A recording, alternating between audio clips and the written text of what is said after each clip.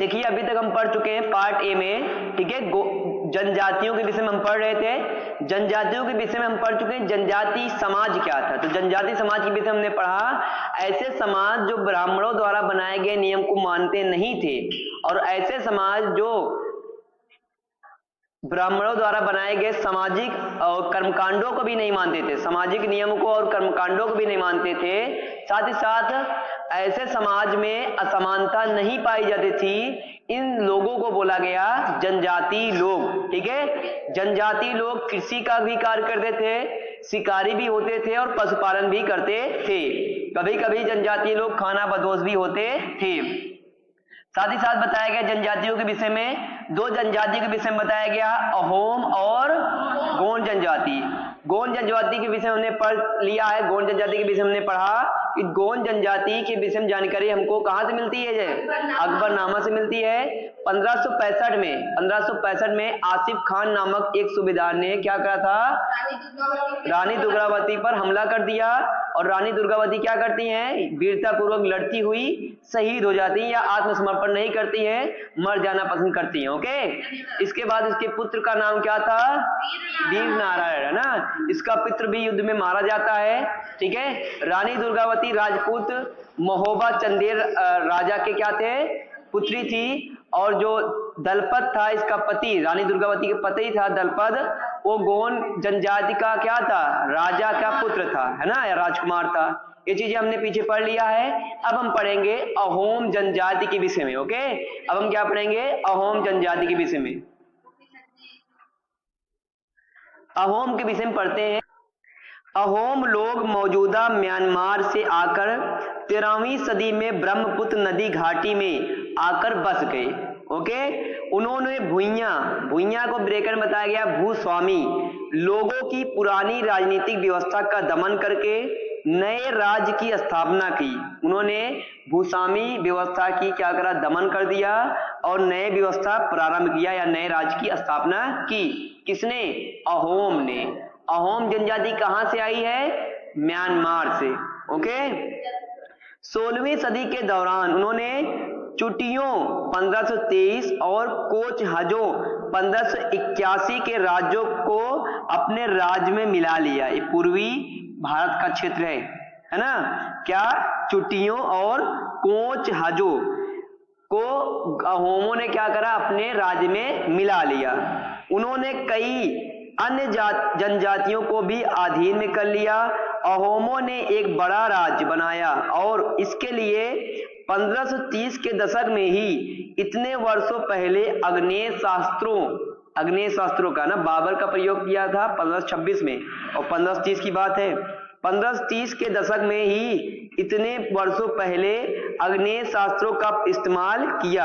आग्नेय मतलब आग से बना हुआ गोला बारूद। ओके, 1660 तक आते आते वे उच्च स्तरीय बारूद और तोपों का निर्माण करने में सक्षम हो गए। कौन? अहोम जनजाति। आपसे पूछेगा निम्न में से कौन सी जनजाति ने 1530 में सर्वप्रथम जनजाति के विषय में सर्वप्रथम तोपों का प्रयोग किया या आग्नेय शास्त्रों का प्रयोग किया? तो हमको याद रखना है अहोम जनजाति। सबसे पहले भारत में आग्नेय शास्त्रों का प्रयोग किसने किया? बाबर ने तोप का प्रयोग किया। ओके, तोप का प्रयोग सबसे पहले किसने किया? बाबर ने किया। लेकिन जनजाति की विषय में बोलेगा तो उसी के 4 साल बाद अकबर की डेथ कब होती? 1530 में। 1530 में ही अहोम जनजाति के लोग आग्नेय शास्त्र का प्रयोग करना सीख गए थे। 1660 तक आते आते इसमें बताया गया है ये लोग क्या बनाना प्रारंभ कर दिए? उच्च स्तरीय बारूद और तोप का निर्माण करने में सक्षम हो गए। कौन? अहोम जनजाति।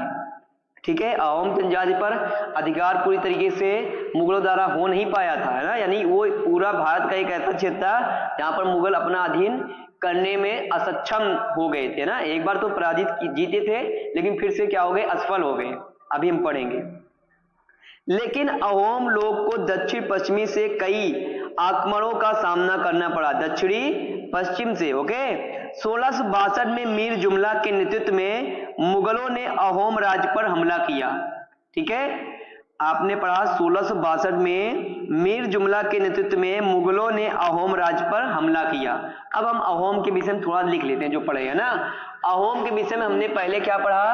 अहोम के विषय में एक पॉइंट हमने क्या पढ़ा, तो अहोम के जो लोग थे ये म्यांमार से आए थे। ओके, म्यांमार से आए हुए। ओके, म्यांमार से आए और कहाँ बसे, तो इसमें पहले बताया है ब्रह्मपुत्र नदी घाटी के आसपास। ठीक है, और ये कहाँ बस गए, ब्रह्मपुत्र नदी घाटी के पास। ये दूसरा पॉइंट हो गया, यहाँ पर बसे।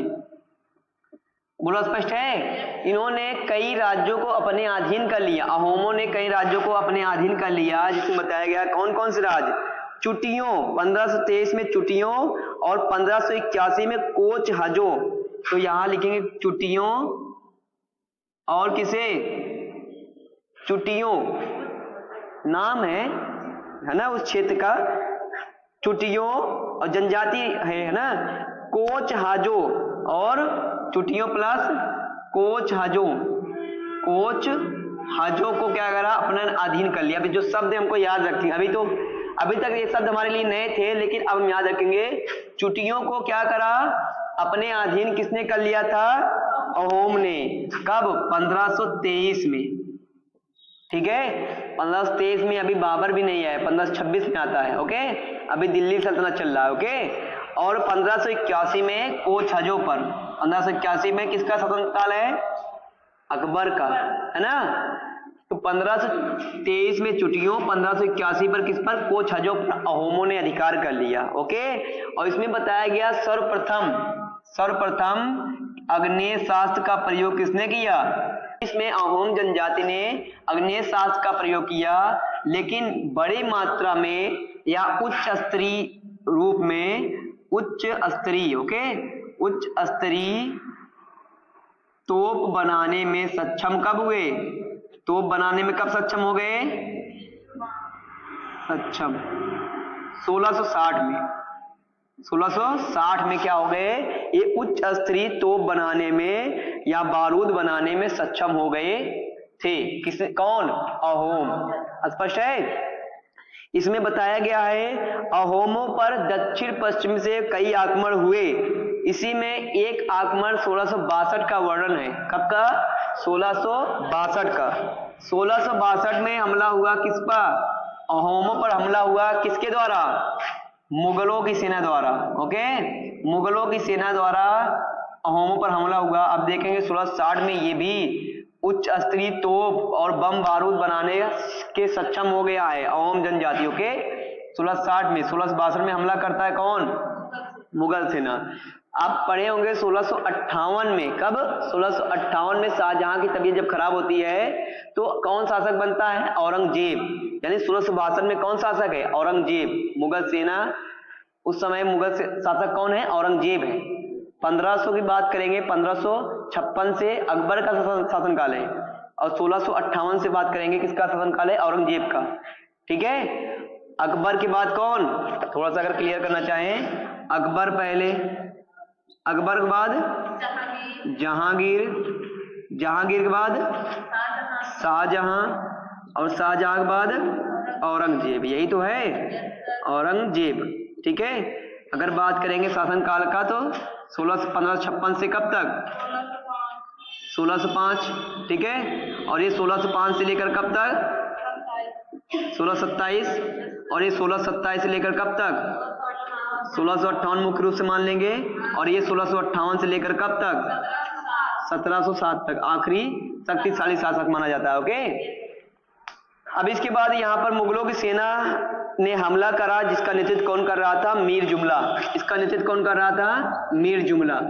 मीर जुमला क्या करता है, किस जनजाति पर हमला करता है, अहोम जनजाति पर। ओके, तो मीर जुमला क्या करता है, हमला करता है। बहादुरी से सामना करने के बावजूद अहोम लोगों की पराजय हुई। बहादुरी से क्या बोला गया, अहोम लोग क्या करें, युद्ध लड़े, लेकिन फिर भी क्योंकि औरंगजेब के समय में जो मुगल सेना थी सबसे ज्यादा शक्तिशाली थी, सबसे अधिक क्या थी, इसका राज क्षेत्र का विस्तार भी हुआ था, है ना। तो यहाँ पर हम बात करेंगे, इस समय ये बहादुरी से लड़ी, लेकिन क्या हुआ, फिर भी पराजय हो गए। कौन जनजाति, अहोम जनजाति। बताओ स्पष्ट है। अब आगे क्या बताया गया है, आगे बताया गया है बहादुरी से सामना करने के बावजूद अहोम लोगों की पराजय हुई, लेकिन उस क्षेत्र पर मुगलों का प्रत्यक्ष नियंत्रण ज्यादा समय तक बना नहीं रह सका। ओके, अहोम राज्य बेगार पर निर्भर था। राज्य के लिए जिन लोगों से जबरन काम लिया जाता था वे पाइक कहलाते थे। अहोम राज्य किस पर निर्भर था? बेगार पर, यानी अहोम के लोग बेगार करते थे या बेगार करवाते थे ना।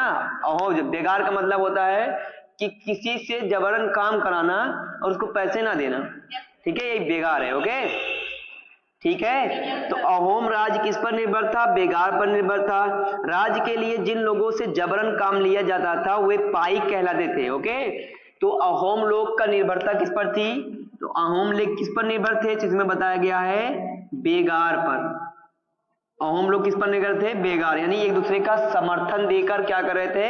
अपने राज्य को मजबूत करे थे। ओके, और इसमें बताया गया बेगार, जो लोग जबरन काम करते थे बेगार होते थे, है ना, और उसी बेगार को करने वाले लोग क्या कहलाते थे? पाइक। क्या कहलाते थे? पाइक। ठीक है, अब इसको आप पढ़ेंगे क्लास 8 में। 1857 में क्या होता, सॉरी 1817 में एक आंदोलन भी होता है जिसे बोला जाता है पाइका विद्रोह, ब्रिटिश के खिलाफ करते हैं। ठीक है, यानी जो अहोम जनजाति के लोग हैं, ठीक है, वो किस पर निर्भर थे? बेगार पर। ठीक है, तो जो लोग बेगार करते थे वो क्या कहलाते? पाइक। ठीक है, वही पाइक क्या कहलाए? वही पाइक जो है 1817 में क्या करते हैं? ब्रिटिश खिलाफ भी विद्रोह करते हैं। ठीक है, जब ब्रिटिश क्या करती है? जबरन फोर्सफुली ज्यादा टैक्स कलेक्ट करती है तो पाइक का विद्रोह होता है 1817 में। ओके, ये क्लास 8 की एनसीईआरटी में। ओके, यहां तक इतना याद रखेंगे। बताओ यहां तक कहानी क्लियर है? अभी तक हमने केवल इतना पढ़ा, अहोम लोग कहां से आए थे? म्यांमार से। ओके, कहां बसे? ब्रह्मपुत्र नदी के पास, है ना। मुख्य रूप से असम की बात करेंगे। ओके, और इसके बाद और क्या बात करेंगे? ये चुटकियों और कोच हजों पर क्या करा? चुटियों और कोच हजों पर क्या करा? अपने अधीन कर लिया 1523 में चुटियों पर, और कोच हजों पर 1581 में। इसकी महत्वपूर्ण विशेषता की बात करेंगे अहोम की, तो ये है 1530 में ही इन्होंने आग्नेय शास्त्र का प्रयोग प्रारंभ कर दिया था, और 1660 आते आते उच्च स्तरीय तोप और बारूद बनाने के सक्षम हो गए थे। ओके, 1660 के 2 वर्ष बाद 1662 पर मुगल सेना इस पर हमला करती है। किस पर? अहोमों पर, और इसका नेतृत्व कौन करता है? मीर जुमला। ठीक है, मीर जुमला हमला करता है, और बताया गया इसमें अहोमों की सेना बहादुरी से लड़ी, फिर भी क्या हो गई? पराजय हो गई, क्योंकि मैंने बताया उस समय मुगल सेना की क्या थी? बहुत शक्तिशाली थी। ओके, मतलब अहोम लोग किस पर निर्भर थे? बेगार पर निर्भर थे। जो लोग बेगार करते थे उनको पाइक कहा जाता था। 1817 में पाइक का आंदोलन भी हुआ था, पाइक का विद्रोह भी। ये भी चीजें हमको क्या करेंगे? याद रखेंगे। बताओ यहां तक चीजें क्लियर है? आगे क्या बताया गया है? ये चीजें हम क्लियर करना चाहें। 1556 से लेकर 1605 तक कौन शासन किया? अकबर। इसके बाद जहांगीर आया 1605 से लेकर 1627 तक। जहांगीर के बाद कौन? शाहजहां 1627 से लेकर 1658 तक। ठीक है, और अंतिम शासक कौन माना जाता है शक्तिशाली? औरंगजेब। ठीक है, लेकिन अगर मुगल अंतिम शासक की बात करेगा कौन है? बहादुर शाह जफर। ओके, इसके बाद अगर थोड़ा सा इसके ऊपर जाएंगे तो कौन था? हुमायूं। हुमायूं के ऊपर कौन? बाबर। बाबर इंडिया पर यानी दिल्ली सल्तनत पर कब हमला करता है? 1526 से लेकर 30 तक शासन करता है। और ये क्या होगा? 30 से लेकर 1530 से लेकर कब तक? 1556 तक। मुख्य रूप से 1556 लिख लेंगे। ओके, स्पष्ट है? बीच में क्या होता है? शेरशाह सूरी पर हमला करता है ना, 15 वर्ष ये शासन कर लेता है, लेकिन मुख्य रूप से मुगल की डायनेस्टी, इतना हम ऐसे समझेंगे। ओके, चलिए आगे देखते हैं। आगे इसमें क्या बताया गया है? आगे इसमें बताया गया है अहोम राज्य में एक जनगणना की गई। ठीक है, अहोम राज्य में एक जनगणना की गई। अब पूछेगा किस जनजाति में जनगणना हुई थी, है ना। तो अहोम राज्य में क्या की गई? एक जनगणना की गई थी। प्रत्येक गांव को अपनी बारी बारी आने पर निश्चित संख्या में पाइक भेजने होते थे। इसके लिए जनगणना के बाद सघन आबादी वाले इलाकों में से कम आबादी वाले इलाकों में लोगों को स्थानांतरित किया गया। ठीक है, इस प्रकार अहोम कुल टूट गए। 17वीं शताब्दी का पूर्वार्ध पूरा होते होते प्रशासन खासा केंद्रीकृत हो चुका था। अब देखो, अहोम जनजाति के विषय में बताया गया है। अहोम जनजाति में क्या हो गई? जनगणना। जनगणना यानी जन्म से होता है, लोग गणना में काउंट करना, गिनना, है ना। लोगों गिनती करी गई। अब इसमें यह हुआ कि जैसे अलग अलग क्षेत्र में अलग अलग गांव में लोग रह रहे हैं अपने परिवार के साथ, क्षेत्र के साथ, नातेदार के साथ, जैसे इसमें बताया गया एनसीईआरटी में ना। अब इसमें देखा गया जिस क्षेत्र में ज्यादा लोग हैं, यहाँ पर कम लोग हैं, तो यहाँ से कुछ लोग यहाँ भेज दिया गया, यहाँ भी कम लोग हैं तो यहाँ से यहाँ भेज दिया गया, ठीक है। यहाँ अधिक लोग हैं, यहाँ कम लोग हैं, यहाँ से कुछ यहाँ भेज दिया गया। तो ऐसे बताया गया, इस प्रकार की जब व्यवस्था करी गई तो हो सकता है कि हम बट गए, और बटने के साथ क्या हो गए, टूट गए, है ना। किसी का परिवार रहा होगा, दोस्त रहा होगा, मित्र रहा होगा, सहकारी रहा होगा, तो ये जब इनको अलग कर दिया गया तो ये क्या बताया गया, ये लोग टूट गए, है ना, ये लोग बिखर गए, है ना। बिखरने के बाद ये कमजोर होने लगे, और 17वीं शताब्दी आते आते क्या हो गया, इनका प्रशासन पूरी तरह केंद्रीकृत हो चुका था। केंद्रीकृत मतलब एक ही व्यक्ति के शासनकाल में पूरा चीजें हो रही थी, है ना। आगे क्या बोला है, लगभग सभी वयस्क पुरुष युद्ध के दौरान सेना में अपनी सेवाएं प्रदान करते थे। जितने भी वयस्क पुरुष थे वो सेना में क्या करते थे, सेवाएं प्रदान करते थे। अहोम सैनिक बनी थी, है ना। दूसरे समय में वे बांध, सिंचाई व्यवस्था इत्यादि के निर्माण या अन्य सार्वजनिक कार्यों में जुटे रहते थे। अहोम लोग चावल की खेती के लिए नए तरीके अमल में लाए, ठीक है। तो इसमें अहोम के विषय में 2-3 पॉइंट बताया गया है। पुरुष के विषय में, पुरुषों के विषय में बताया गया है। अहोम के जो पुरुष होते थे इनके विषय में क्या बताया गया है, इस सेना में भर्ती होते थे, और ये क्या करते थे, ये लोग कृषि के लिए नए तरीके खोजते थे, ओके। कृषि के लिए नए तरीके, ओके। नए तरीके में क्या बताया गया है, बांध बनाना, ठीक है। बांध बनाकर क्या करेंगे, सिंचाई करेंगे, है ना। और चावल के लिए नई प्रकार से खेती करना, है ना। ये तमाम चीज कौन करता था, पुरुष जो लोग थे। मतलब स्पष्ट है। अहोम जाति के जो पुरुष लोग थे, जो वयस्क पुरुष थे, वो लोग सेना में भर्ती होते थे, सेना में अपनी सेवा देते थे। कोई दूसरा जनजाति को लोग, कोई राजा हम पर हमला ना करे, और साथ ही साथ कृषि का कार्य करते थे। और कौन से कार्य, नए तरीके खोजते रहते थे, बांध बनाना, सिंचाई करना, है ना, और कैसे हम खेती को और व्यवस्थित कर सके, इस प्रकार की चीजें करने का प्रयास करते थे। कौन, जो पुरुष थे, वयस्क पुरुष, ओके, ठीक है। अहोम समाज कुलों में विभाजित था। अहोम समाज किसमें विभाजित था, कुलों में, जिन्हें खेल कहा जाता था, जिन्हें खेल कहा जाता था। ये पॉइंट याद रखेंगे। अहोम समाज किसमें विभाजित था, कुलों में, अलग अलग कुल में विभाजित था। कुल में परिवार भी होता है, तो ऐसे परिवार समझ कर याद रखेंगे। तो अहोम किसमें विभाजित थे, अलग अलग कुल में विभाजित थे, जिन्हें क्या कहा जाता था, खेल। मतलब स्पष्ट है, जिन्हें खेल भी कहा जाता था, है ना, ठीक है। तो अहोम लोग क्या है, अलग अलग कुल में विभाजित थे, जिन्हें क्या कहा गया, खेल। तो कौन सी जनजाति अलग अलग खेल में विभाजित थी, अहोम जनजाति। किन जनजाति में जनगणना हुई थी, अहोम जनजाति। मतलब स्पष्ट है। आगे क्या बताया गया है, आगे बताया गया है, जिन्हें खेल कहा जाता था वहां दस्तकारों की बहुत कम जातियां थी, इसलिए अहोम क्षेत्र में दस्तकार निकटवर्ती क्षेत्रों से आए थे। निकटवर्ती क्षेत्रों से आए थे। एक खेल के नियंत्रण में प्रायः कई गांव होते थे। एक खेल के, खेल का मतलब कोई गेम नहीं है, एक खेल का मतलब एक कुल, ओके। एक खेल के नियंत्रण में प्रायः कई गांव होते थे। किसान को अपने ग्राम समुदाय के द्वारा जमीन दी जाती थी। समुदाय के सहमति के बगैर राजा तक इसे वापस नहीं ले सकता था। तो यहां तक चीजें कुछ क्लियर है नहीं। इसमें बताया गया अहोम अलग अलग खेल में विभाजित था, ठीक है। अहोम का अलग अलग राजा रहा होगा, केंद्रीकृत प्रशासनिक व्यवस्था थी। लेकिन ये बताया गया है जो अहोम था ये अलग अलग किसमें विभाजित था, खेल में। और फिर से क्या है, खेल कई गांवों में, हाँ, अलग अलग कई गांवों में विभाजित था। किसमें, गांव में। अब इसमें बताया गया है गांव के लोगों यानी किसान को, गांव के लोगों यानी किसान को, किसको, किसान को जो वहां की समिति होती थी वो क्या करती थी, भूमि देती थी। समिति क्या करती थी, भूमि देती थी। क्या, भूमि। बताओ स्पष्ट है।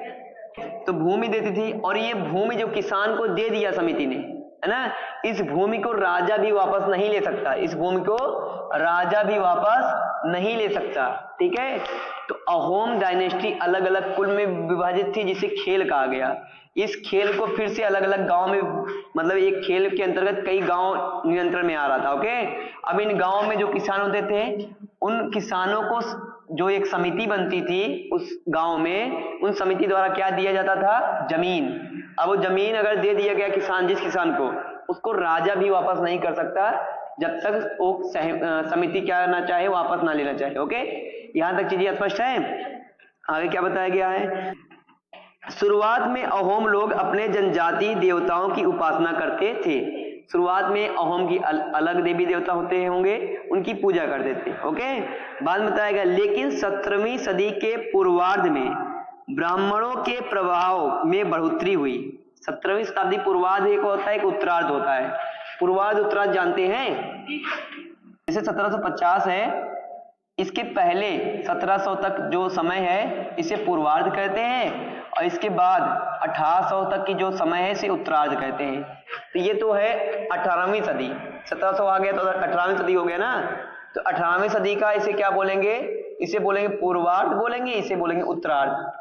ओके, पहले अहोम के लोग अपने देवी देवताओं की पूजा करते थे, लेकिन 17वीं सदी में क्या हुआ, यानी 1650 के पहले, है ना, तो बोला है 17वीं शताब्दी के पूर्वार्ध में ब्राह्मणों का प्रभाव बढ़ा। ठीक है, अब इससे क्या हुआ, मंदिरों और ब्राह्मणों के राजा द्वारा भूमि अनुदान दी गई। मंदिरों और ब्राह्मणों को भूमि अनुदान दी गई, किसके द्वारा, राजा के द्वारा। ठीक है, शिव सिंह के काल में हिंदू धर्म वहां का प्रधान धर्म बन गया। शिव सिंह के काल में हिंदू धर्म वहां का प्रधान धर्म बन गया था, लेकिन अहोम राजाओं ने हिंदू धर्म को अपनाने के बाद अपनी पारंपरिक आस्थाओं को पूरी तरीके से नहीं छोड़ा था। ओके, अब इसमें शिव सिंह का मतलब ये है, शिव सिंह क्या रहा होगा, अहोम जनजाति का रहा होगा। देखो इसमें बताया क्या गया है, शिव सिंह के काल में हिंदू धर्म वहां का प्रधान धर्म बन गया था। कहां का, अहोम की बात हो रही ना, तो अहोम का प्रधान धर्म बन गया था, लेकिन अहोम राजाओं ने हिंदू धर्म को अपनाने के बाद भी, अहोम राजा ने हिंदू धर्म को अपनाया तो, लेकिन फिर भी अपनी पारंपरिक आस्थाओं को और पूरी तरीके से नहीं छोड़ा था। ओके, अहोम समाज एक अत्यंत परिष्कृत समाज था। कवियों और विद्वानों को अनुदान में जमीन दी जाती थी, नाट्य कर्म को प्रोत्साहित दिया जाता था, संस्कृत के महत्वपूर्ण कृतियों को स्थानीय भाषाओं में अनुवाद किया जाता था। बताओ यहां तक चीजें क्लियर है, अभी तक हम पढ़े हैं, इसमें केवल इतना याद रखना, अहोम जनजाति के एक राजा का नाम आता है शिव सिंह। ओके, शिव सिंह क्या है, अहोम जनजाति का एक राजा है। ठीक है, और ये क्या करता है, हिंदू धर्म को फॉलो करता है। कौन धर्म, हिंदू धर्म को फॉलो करता है, लेकिन ये इसमें यह भी बताया गया है कि हिंदू धर्म को फॉलो करने के बावजूद भी अपनी परंपराएं हैं उसको पूरी तरीके से नहीं छोड़ते हैं। पता यहां तक स्पष्ट है। इसके बाद इसमें क्या बताया गया है, इसमें यह भी बताया गया है अहोम समाज, अब देखो शिव सिंह का शासनकाल भी दिया है 1714 से लेकर 44 तक, तो ये भी याद रखेंगे। ओके, 1714 से लेकर 1744 तक, यानी औरंगजेब की डेथ हो चुकी है। ओके, 1714 से लेकर 1744 तक औरंगजेब यानी मुगल शासक की मैं बार बार इसलिए बात कर रहा हूं क्योंकि इस शासन काल के दौरान पूरे भारत में किसका शासन था, मुगलों का, है ना, इसलिए बार बार उनका जिक्र आता है। ओके, ठीक है। अब देखो इसके बाद हम क्या बात कर रहे हैं, इसके बाद हम बात कर रहे हैं, और इस समय जब मुगलों की डेथ होती है यानी औरंगजेब की डेथ होती है तो पूरे भारत में एक बार मराठा साम्राज्य बहुत तेजी से फैलता है, मराठा साम्राज्य। ओके, तो शिव सिंह कहां पर, अहोम के राजा है, यानी अहोम कौन सी क्षेत्र है, असम का मान सकते हैं मुख्य रूप से। ओके, अब इसमें ये बताया गया मुख्य रूप से जो हमको याद करने वाली चीज है, बुरंजी नामक ऐतिहासिक कृतियों को पहले अहोम भाषा में और फिर असमिया में लिखा गया था। तो बुरंजी नामक ऐतिहासिक कृति किस भाषा में लिखा गया, अहोम भाषा। ठीक है, तो यहां पर ये महत्वपूर्ण फैक्ट ये इसमें और ऐड कर लेंगे, अहोम के विषय में बुरंजी नामक कृति है ना, किस भाषा में पहले लिखी गई, अहोम भाषा में, और बाद में इसे ट्रांसलेट किया गया किस भाषा में, असमिया भाषा में। बताओ यहाँ तक की चीजें स्पष्ट है? बुरंजी नामक कृति किस जनजाति से संबंधित है? अहोम जनजाति। ये अहोम आपका कंप्लीट हो गया। बताओ यहाँ तक स्पष्ट है? लिख लीजिए। एक बार हम रिवाइज कर लेते हैं जो हम अहोम जनजाति के विषय में पढ़ा हमने, है ना। अहोम जनजाति के विषय हमने ये पढ़ा कि ये जो जनजाति है म्यांमार से आई, ओके, और कहां पर बसी? ब्रह्मपुत्र नदी घाटी के पास जाकर बस गई, ठीक है।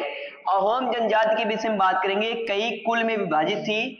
कुल का मतलब खेल भी होता है, ओके, कुल को खेल भी कहा जाता है। और एक खेल के अंतर्गत कई गांव आते थे। एक खेल के अंतर्गत कई गांव आते थे। इन गांवों के जो किसान होते थे इनको समितियों द्वारा भूमि दान दिया जाता था, ओके। अब किसी किसान को अगर समिति भूमि दान कर दी तो उसको छीनने का अधिकार यहाँ के राजा को भी नहीं था। अब यहाँ के अगर धर्म की बात करेंगे, अहोम जनजाति के लोग प्रारंभ में अपने देवी देवताओं की पूजा करते थे। बाद में ब्राह्मणों का वर्चस्व बढ़ा था तो 17वीं शताब्दी में एक राजा बने शिव सिंह, ओके। कब से कब तक? 18वीं शताब्दी, ओके। 1714 से लेकर 1744 तक इनके शासनकाल में हिंदू धर्म का प्रभाव प्रचार बढ़ा, ओके, अहोम जनजाति के अंतर्गत। लेकिन इसमें यह भी बताया गया है कि हिंदू धर्म को इन्होंने फॉलो तो किया लेकिन अपनी पुरानी परंपराओं को छोड़ा नहीं इन्होंने, ओके। यहां तक बताओ स्पष्ट है? इसके बाद इसमें क्या बताया गया? इन्होंने अहोमों ने सबसे पहले 1530 में ही आग्नेय शास्त्र का प्रयोग किया। 1530 में ही किसका प्रयोग किया? आग्नेय शास्त्र का। उसके बाद 1660 में बताया गया है, 1660 में इन्होंने उच्च स्तरीय तोप बारूद बनाने के ये लोग सक्षम हो गए। और इसी के 2 वर्ष बाद 1662 में, इस समय मुगल शासक कौन था? औरंगजेब, ठीक है। 1662 में कौन हमला करता है? मीर जुमला मुगल सेना का क्या था? एक सैन्य प्रमुख था। वह हमला करता है किस पर? अहोमों पर। और 1662 में युद्ध होता है अहोम और मुगलों के बीच, जिसमें कौन? अहोम बहादुरी से लड़े तो लेकिन पराजित हो गए। पराजित होने का कारण ये है क्योंकि उस समय मुगल भी बहुत शक्तिशाली थे। आगे बताया गया है अहोम किस पर निर्भर थे? तो बेगार पर। इस बेगार करने वाले लोगों को पाइक कहा जाता था और 1817 में पाइक का विद्रोह भी हुआ है। अब आगे हम बात करेंगे किसकी? अहोम की बात करेंगे तो अहोम में बुरंजी नामक कृति की रचना भी करी गई। बुरंजी नामक कृति की रचना सर्वप्रथम अहोम भाषा में करी गई। बाद में इसे असमिया भाषा में परिवर्तित कर दिया गया। और अगर हम बात करेंगे मुख्य रूप से अहोम के विषय में इतनी ही चीजें दी गई है। अहोम में सर्वप्रथम जनगणना हुई। जनगणना होने के बाद जहां पर ज्यादा सघन आबादी थी, जहां पर विरल आबादी थी, वहां भेज दिया गया। इससे यहाँ इनका वर्चस्व या इनका जो है पारस्परिक जो संबंध था टूटता गया और जिसके बाद ये कुछ कमजोर भी हुए। आगे इसमें बताया गया है जनगणना हुई और साथ ही साथ जो पुरुष थे, पुरुषों का कार्य भी बताया गया है। जो वयस्क पुरुष थे वो सेना में सेवाएं देते थे, कृषि जैसे कार्यों में अपना हाथ बटाते थे। इसमें बताया गया है जैसे बांध बनाना, सिंचाई का कार्य देखना, है ना, एवं कृषि के लिए कोई अलग अलग नए तरीके खोजते थे जिससे ज्यादा फसल में उत्पादन किया जा सके। बताओ यहाँ तक चीजें स्पष्ट है? अब इसके हम आगे पढ़ते हैं क्या? नेक्स्ट पॉइंट जो हमारा है खानाबदोश जनजातियां, ठीक है। हमारा 2 लास्ट पॉइंट बचा है। पहला क्या है? खानाबदोश और घुमंतु लोग कैसे रहते थे, ओके। इसको पहले हम एनसीईआरटी पढ़ते हैं। जो महत्वपूर्ण फैक्ट होगा क्या करेंगे बोर्ड पर हम लिख लेंगे, ओके। हम पढ़ना प्रारंभ करते हैं। खानाबदोश चरवाहे अपने जानवर के साथ दूर दूर घूमते थे। खानाबदोश क्यों थे? चरवाहे थे और इसलिए जानवरों के साथ दूर दूर घूमते थे। उनका जीवन दूध और अन्य पशुचारी उत्पादों पर निर्भर था। वे खेतिहर गृहस्थों से अनाज, कपड़े, बर्तन और ऐसी चीजें के लिए ऊन, घी इत्यादि का विनिमय भी करते थे। कुछ खानाबदोश अपने जानवरों को सामानों की ढुलाई का काम करते थे, ओके। इसमें बताया गया है खानाबदोश किस पर डिपेंड थे? जानवरों पर डिपेंड थे, इसलिए वो दूर दूर घूमते थे। और इसमें क्या बताया गया है? उनका जीवन दूध और अन्य पशुचारी उत्पादों पर निर्भर था। उनका जीवन किस पर ही निर्भर था? दूध और पशुचारित उत्पाद, यानी पशु द्वारा जो उत्पादन होगा, है ना, उसी पर निर्भर था, ओके। जैसे ऊन हो गया, घी हो गया, ठीक है। और ये बोला गया अपने जरूरतों की पूर्ति कैसे करते थे, कपड़े कैसे मिलता था, बर्तन कैसे मिलता था, तो अपना जो घी है, ऊन है, उसका विनिमय करते थे। विनिमय मतलब एक सामान लेना, दूसरा सामान देना। ओके, स्पष्ट है। कुछ खानाबदोश अपने जानवरों का पर सामान की ढुलाई का काम भी करते थे। ऐसी जगह से दूसरी जगह जाते जाते हुए सामान को भी खरीद फरोख्त करते थे। यहाँ तक क्लियर है? इसको लिख लेते हैं जल्दी से।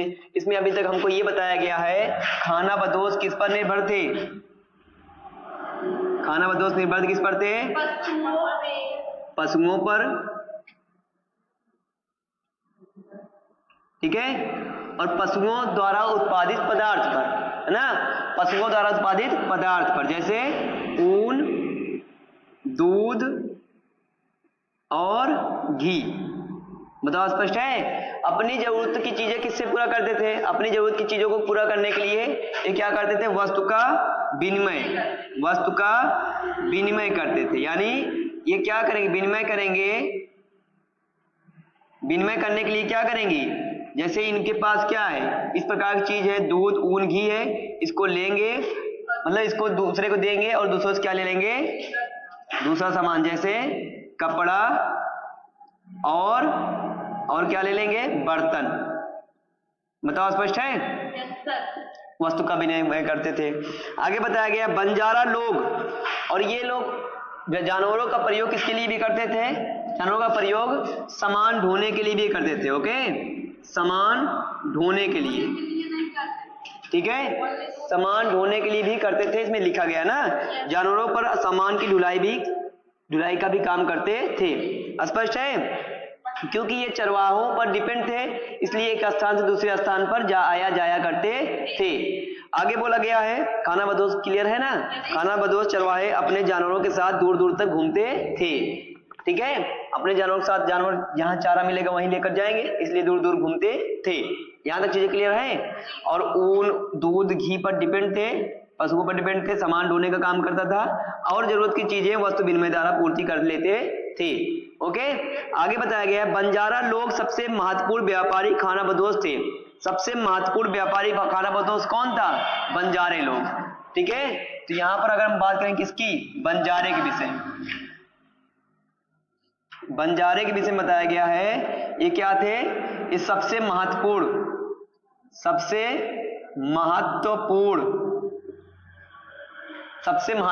खानाबदोश व्यापारी थे, ठीक है ना। देखो, हम अभी पढ़ रहे थे खानाबदोश और घुमंतु लोग कैसे रहते थे। इसमें हमने क्या पढ़ा? इसमें हम पढ़ा मैंने कि जो खानाबदोश लोग थे वो पशुओं पर निर्भर थे, पशुओं एक जगह से दूसरी जगह जाया करते थे, इसकी वजह से वो मतलब कि वे भी एक जगह से दूसरी जगह जाया करते थे। अब बात करेंगे पशुओं के विषय में, तो सामान ढोने का कार्य कौन करता था? पशु। ओके, साथ ही साथ ऊन, दूध, घी उत्पादन करते थे पशु, है ना, और इसी पर क्या थे? निर्भर थे खानाबदोश लोग, ठीक है। और भी जरूरतों की चीजों की पूर्ति वो वस्तु का विनिमय के द्वारा करते थे। कपड़ा, बर्तन जो है दूसरे लोगों से लेते थे और उनको दूध और घी देते थे। बताओ, स्पष्ट है? इसके अलावा इसमें बताया गया बंजारों के विषय में। बंजारे क्या थे? सबसे महत्वपूर्ण खानाबदोश व्यापारी थे, ठीक है। बंजारे क्या करते थे? एक स्थान से कोई सामान, अनाज को खरीदते थे और दूसरे स्थान पर ले जाकर बेचते थे। ऐसा कौन कह रहा है? ऐसा जहांगीर कह रहा है कि जो बंजारे होते थे एक स्थान से कोई सामान खरीदते थे, उसे ले जाकर दूसरे स्थान पर बेचते थे। इसके अलावा क्या बता रहा है जहांगीर? बता रहा सैन अभियान के दौरान अनाज की व्यवस्था कौन करता था? बंजारे करते थे। और लगभग बोला गया जब कोई सैन्य अभियान होता था 1 लाख बैल के द्वारा अनाज की ढुलाई होती थी। कितने बैल के द्वारा? 1 लाख बैल के द्वारा। तो यहां पर लिखेंगे 1 लाख बैल के द्वारा क्या होता था? अनाज की ढुलाई होती थी। 1 लाख है, अगर वहां पर 10,000 रहेगा या 10,000 क्या बोलते हैं 10 लाख रहेगा तो गलत हो जाएगा, ठीक है। एनसीईआरटी में जो दिया गया वही हम याद रखेंगे। किसी भी विशाल सेना के लिए 1 लाख बैल अनाज ढोते थे, ठीक है। अलाउद्दीन खिलजी के समय बताया है, अलाउद्दीन ने अनाज की ढुलाई के लिए कौन कार्य करता था? नगरों या बाजारों में अनाज कौन लाता था? तो बंजारे लाते थे। बताओ, यहां तक स्पष्ट है? यहां तक अभी हमने पढ़ लिया। ओके, अब इसके आगे पढ़ते हैं। बंजारों के विषय में एक अंग्रेज व्यापारी पीटर मंडी, ठीक है, कौन? पीटर मंडी ने बाजारों का वर्णन किया। अंग्रेज व्यापारी है, उसका नाम क्या है? पीटर मंडी। ओके, अंग्रेज व्यापारी का नाम क्या है? पीटर मंडी। ये क्या करता है? बंजारों के व्यापार के विषय में या बंजारों के विषय में वर्णन करता है। ओके, तो पीटर मंडी क्या कहता है? पीटर मंडी कहता है सुबह हमारी मुलाकात बंजारों की एक टांडा से हुई। सुबह हमारी मुलाकात किससे हुई? बंजारों की एक टांडा से। टांडा मतलब क्या होता है? कारवां, समूह। ओके, हमने लिखा था अभी ना, कारवां को क्या बोला गया? टांडा। ठीक है, ये बोला क्या? पीटर मंडी बोल रहा है, जो क्या था? अंग्रेज था।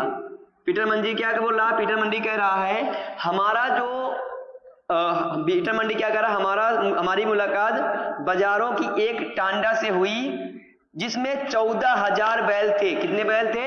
14,000 बैल थे। 14,000 बैल थे। 14,000 क्या थे? बैल थे। और क्या बताया गया है? सारे पशु गेहूं और चावल जैसे अनाजों से लदे हुए थे। सारे पशु किससे लदे हुए थे? गेहूं और चावल जैसे अनाजों से। जो ये पशु 14,000 पशु थे, ये किससे लदे हुए थे? गेहूं चावल जैसे अनाज से लदे हुए थे।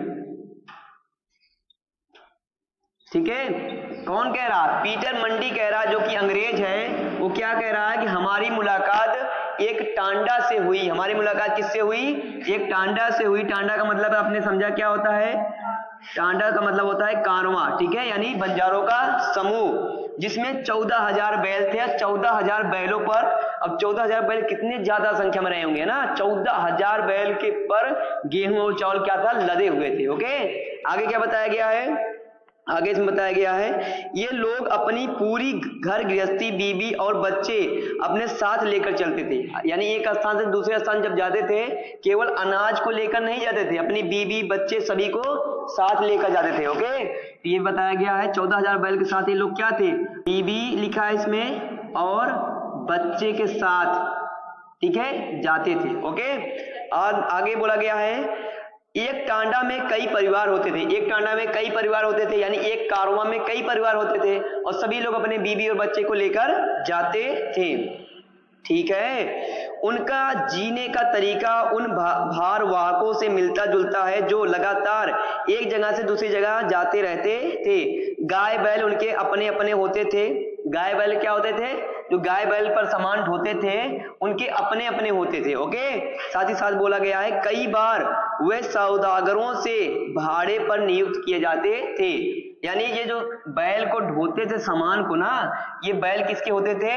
ये बैल टांडा के ही होते थे, यानी बंजारों के ही होते थे। बंजारों की बातें हो रही है और पीटर मंडी बता रहा है। ओके, बंजारों के विषय में बता रहा है कि एक बार मैं सुबह टांडा से मिला। टांडा मतलब बंजारों का कारवां। ओके, और इस बंजारों के कारवां में कई परिवार होते थे। कौन बता रहा है? पीटर मंडी बता रहा है। 14,000 बैल पर गेहूं और चावल लदे हुए थे। ठीक है, और बताया ये सभी लोग अपने अपने परिवार के बीवी बच्चे के साथ थे।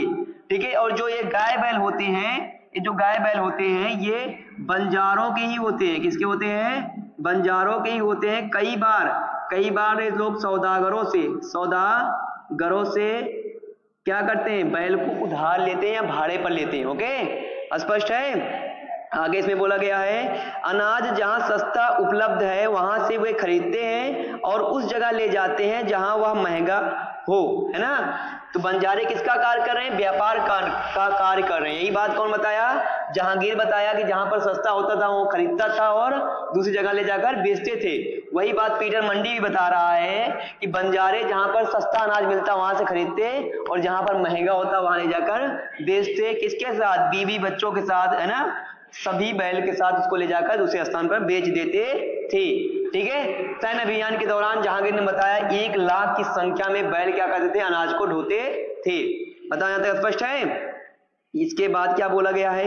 इसके बाद बोला गया है वहां से खरीदते और जहां पर सस्ता होता वहां, जहां पर महंगा होता वहां ले जाकर बेचते थे। वहां से वे फिर ऐसी चीजें लाद लेते थे जो किसी और जगह मुनाफे के साथ बेची जा सके।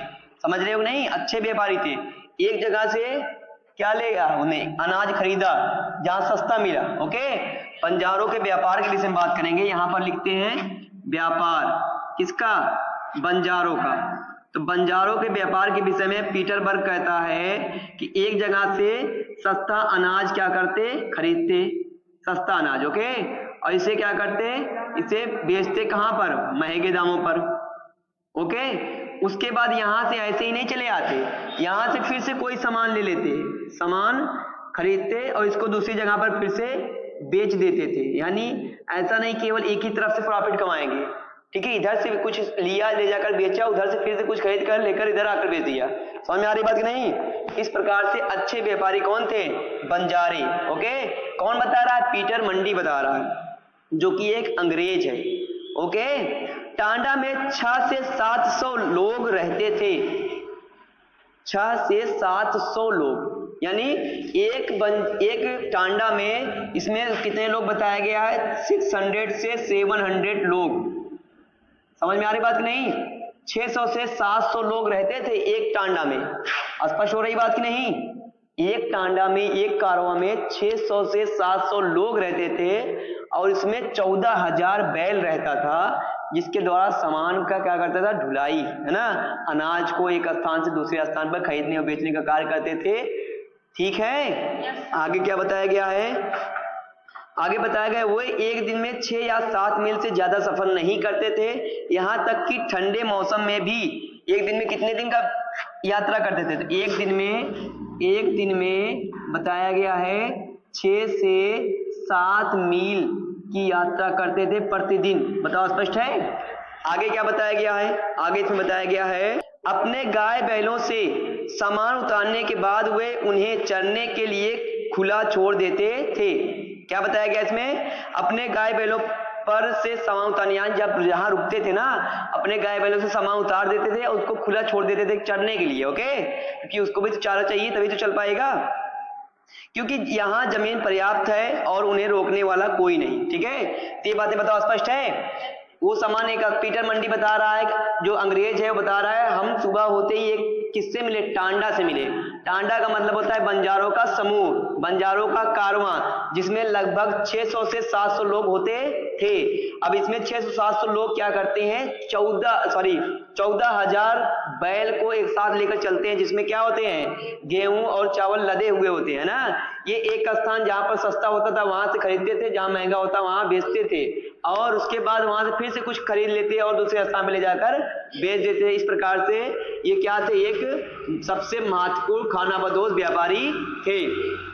और इसने बताया कि जब चलते थे तो अपने बीवी और बच्चे को साथ में लेकर चलते थे, अपने पूरी फैमिली के साथ चलते थे, और साथ ही बताया गया क्या, एक दिन में 6 से 7 मील चलते थे। कौन, बंजारे। साथ ही साथ इसमें और क्या बताया बंजारों के विषय में, बंजारों के खुद के गाय और बैल होते थे, और साथ ही साथ कभी कभी सौदागरों द्वारा भाड़े पर लेते थे गाय बैल को। ओके, ठीक है, तो गाय और बैल क्या होते थे, इनके स्वयं के होते थे, यहाँ पर लिख देते हैं गाय और बैल। ओके, इनके स्वयं के होते थे, कभी कभी क्या करते थे, ये सौदागरों द्वारा भाड़े पर लेते थे।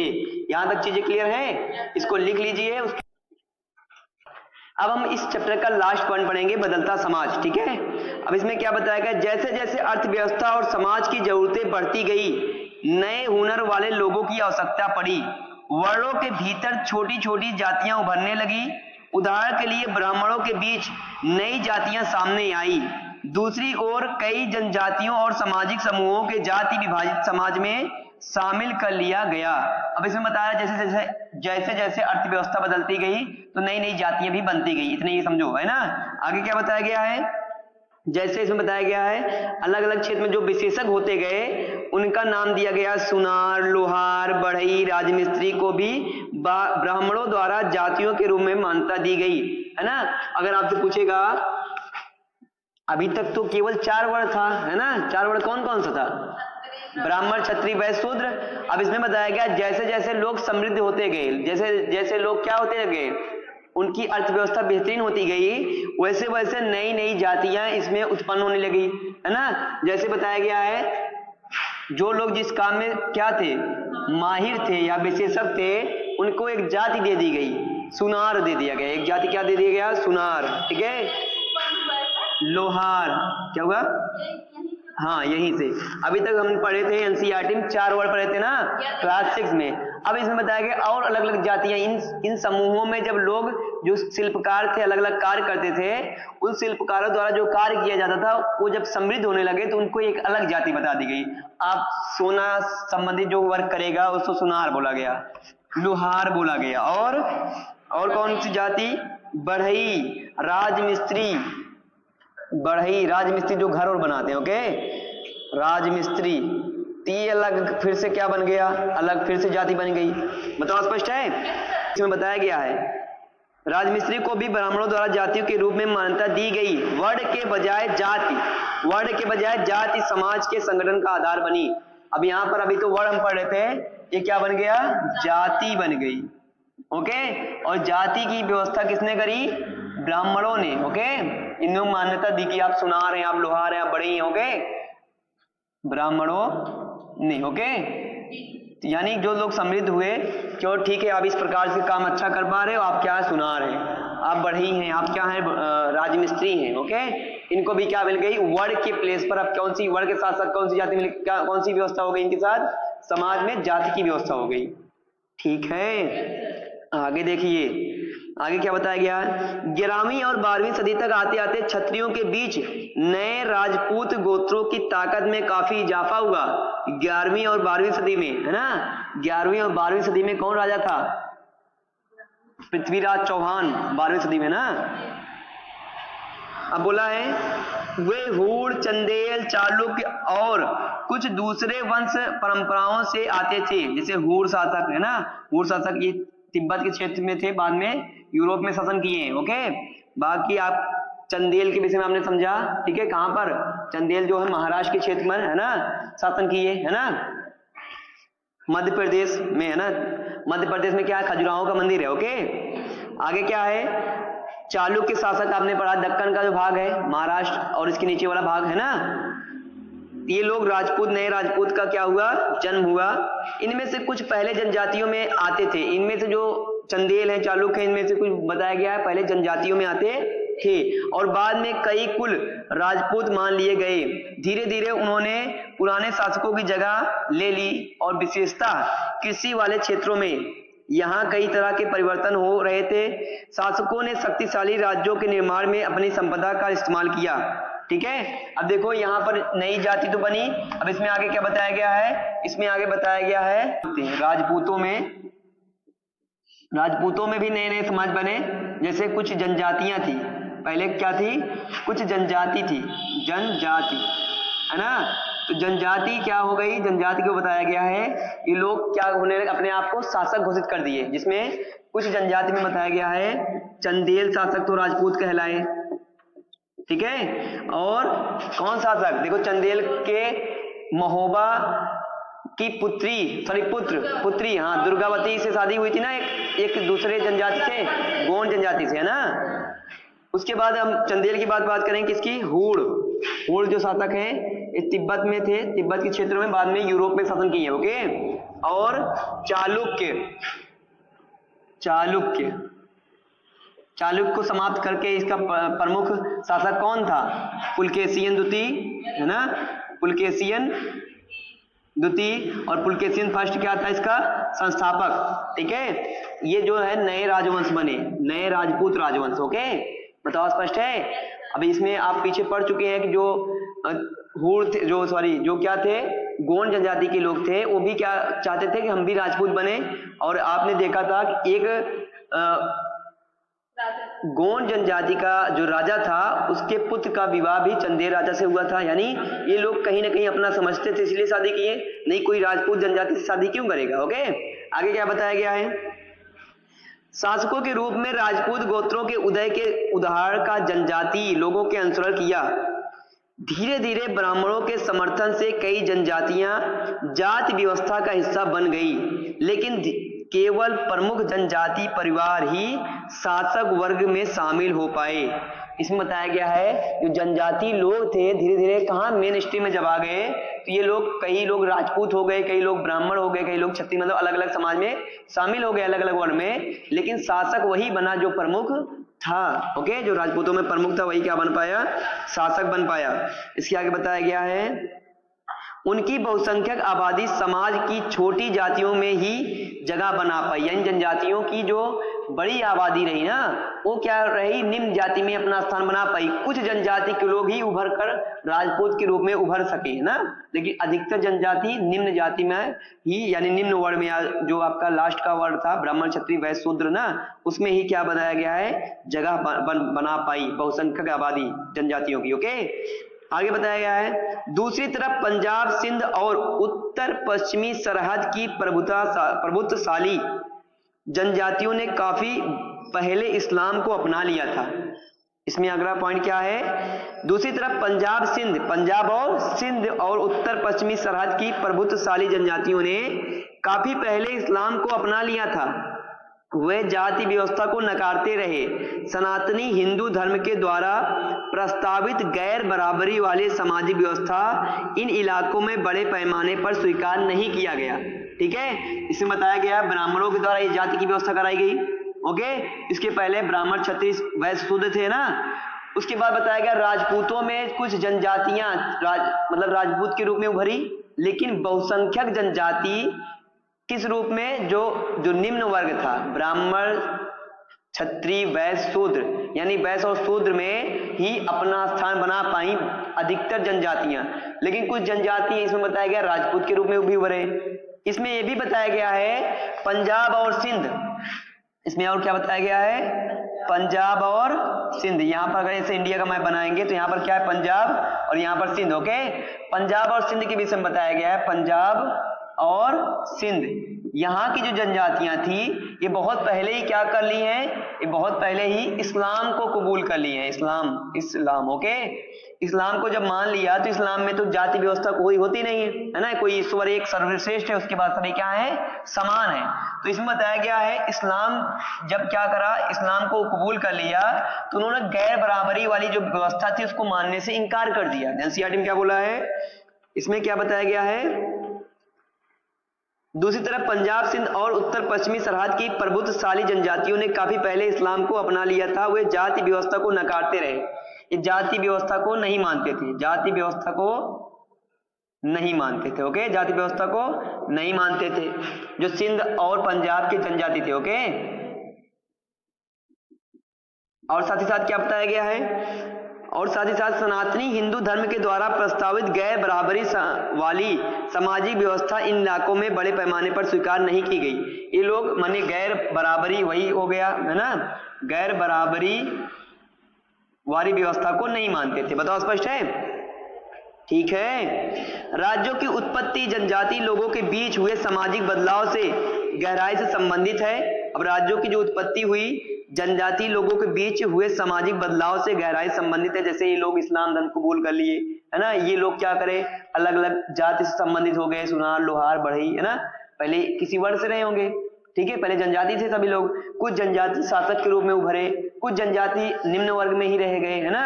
ये चीजें बताया गया, क्या ये चीजें बताया गया समाज में किस प्रकार से परिवर्तन हुआ है ना, बदलता समाज। ओके, इस बदलते समाज का ही अध्ययन हम किस में पढ़ते हैं, इतिहास में। ठीक है, आज हम जैसे थे पहले ऐसे नहीं थे, पहले कैसे और रहे होंगे, आज ऐसे हैं और फ्यूचर में हो सकता है कैसे रहे हो जाए ना। तो इस